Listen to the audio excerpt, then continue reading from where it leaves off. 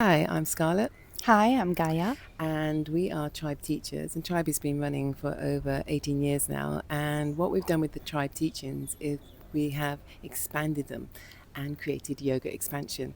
And we're going to be delivering you the kind of teachings that are going to transform your practice and transform the way that you transmit yoga to your students.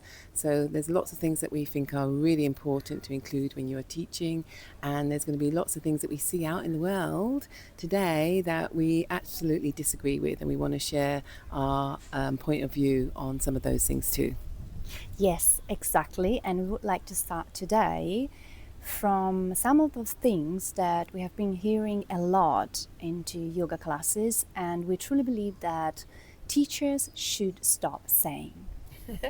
Okay, one of the things that actually I think 95% of teachers say, and it's a really little thing, but it makes a massive difference. It's the inhale, exhale. We are not in the army. Yeah. And if you are saying to your students, inhale, do this, exhale, do this, it sounds very regimental. It sounds like orders. And if you have beginners in your class, they're going to follow exactly the way you are instructing. So if you're saying inhale, they're going to inhale. If you're saying exhale, you're going to exhale. They're going to exhale. So our invitation to you as teachers is to change your language, make your delivery and your transmission of the breath an invitation.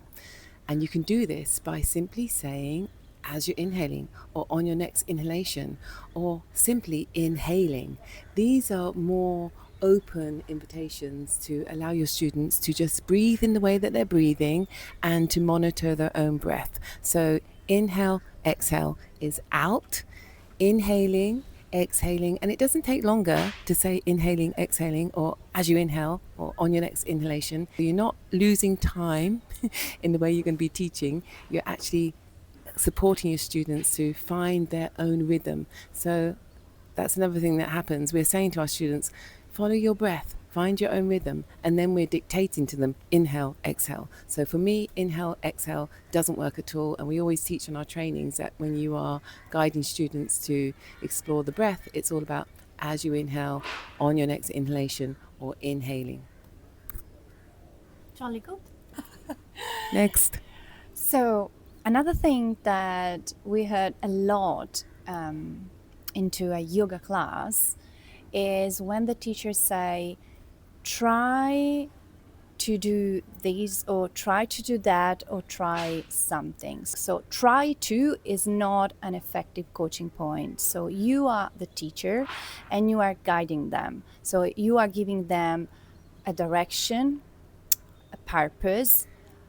You direct them into a posture, out of a posture. Maybe you can say something, okay, hold this posture from 3 to 5 breaths and now release the posture.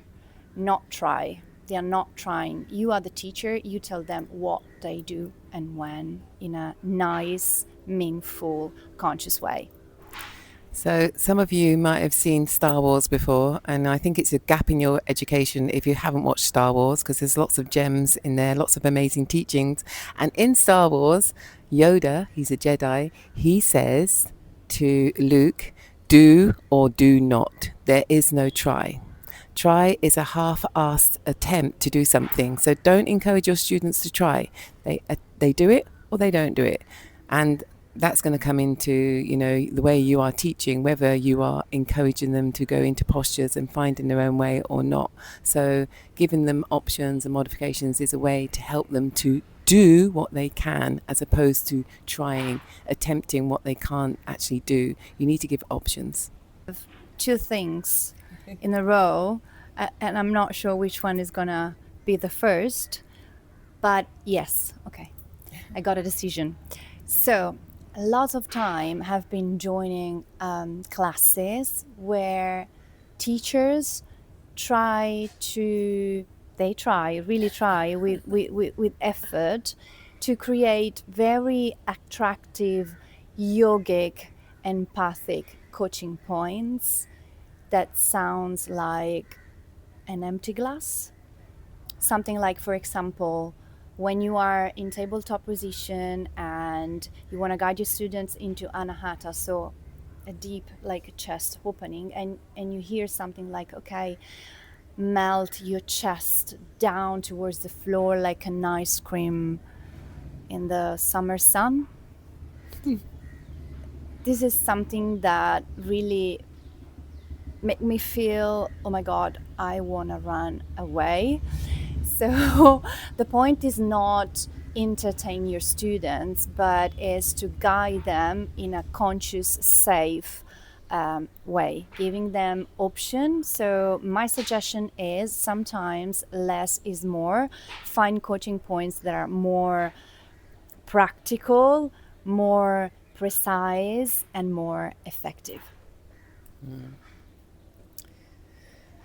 Okay, my turn. One of the things that really annoys me, actually, I don't go to that many yoga classes to tell you the truth, but just recently I was in a yoga class and I could tell that a lot of the things that the teacher was instructing were just regurgitated sentences that they'd heard from other teachers.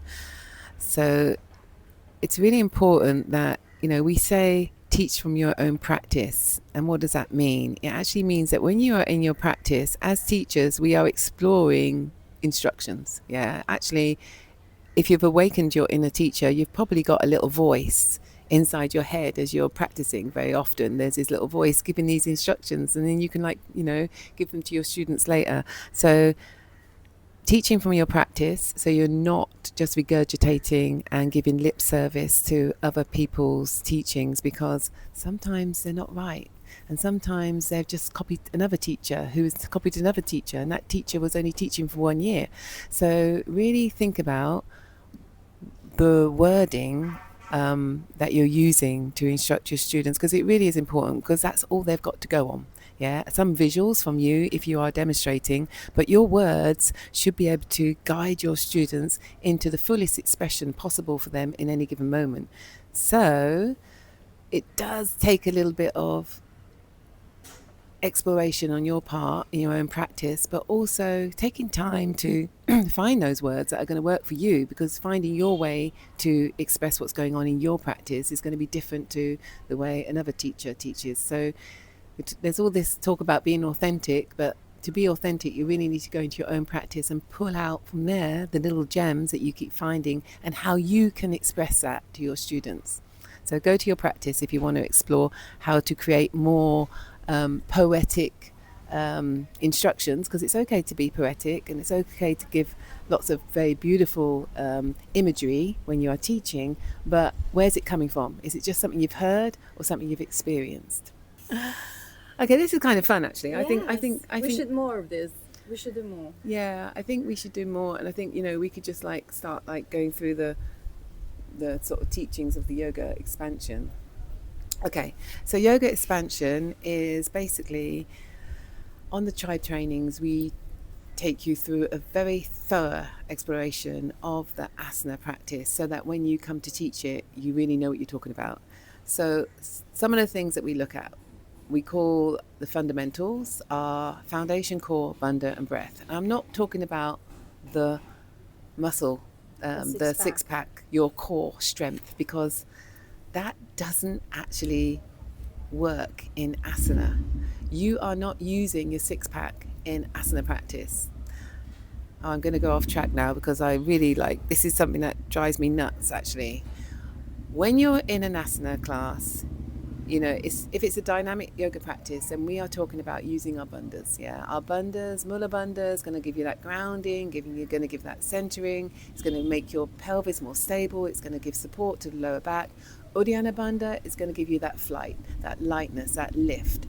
Uddiyana bandha cannot be performed if you are activating the muscles of your six pack. It's just, that's how it is. So you can do postures using your six pack, but then you're not doing Uddiyana bandha. So you have to decide, do you want to do gymnastics or ballet, or do you want to do asana? Because asana has a very different flavor to it. We're trying to create we are creating space and freedom in our body at every possible moment. And that's why we need Uddiyana Bandha. So Uddiyana Bandha doesn't work with the six pack. So stop telling your students to engage their core.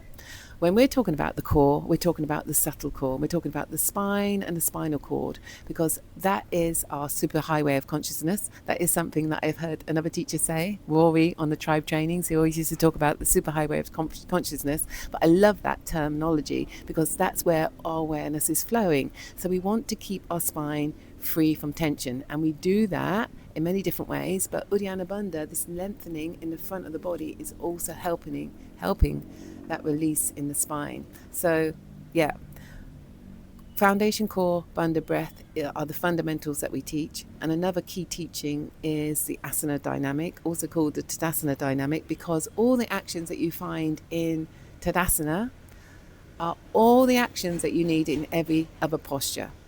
And that takes a little bit of explaining, but once you understand this concept, moving from one posture to another is so much more easier, because all you need to know is the shape, the alignment of the posture, the dristi, and the placement of the foundation. And then from there on, all you need to do is perform the actions that you find in the asana dynamic, the actions that you find in Tadasana, and that will take you into this place where you are creating more space and freedom in your body, performing asana. Stop. Really, yeah. I have a few more things about, for example, when teachers say keep reading, what it means, nothing, or keep Mula Bandha active, how? Okay, I think what we need to do is get the tribe training manual and just go through like a few little mini lectures or some of the teachings that we offer. Mm-hmm. Yeah. Let's do the series with the words that we don't want to hear in yoga class or whatever. Then we do, and we just we can do like a pranayama where we're just talking about different techniques and why you might want to use them and how to build your practice. But these sort of talking videos, I think it's much more like for teachers, useful than again explaining techniques or things like that. I'm really not feeling the doing asana in front of the camera. Yeah, exactly. We should think also about after these to create a mini strategy to help them to create proper coaching points.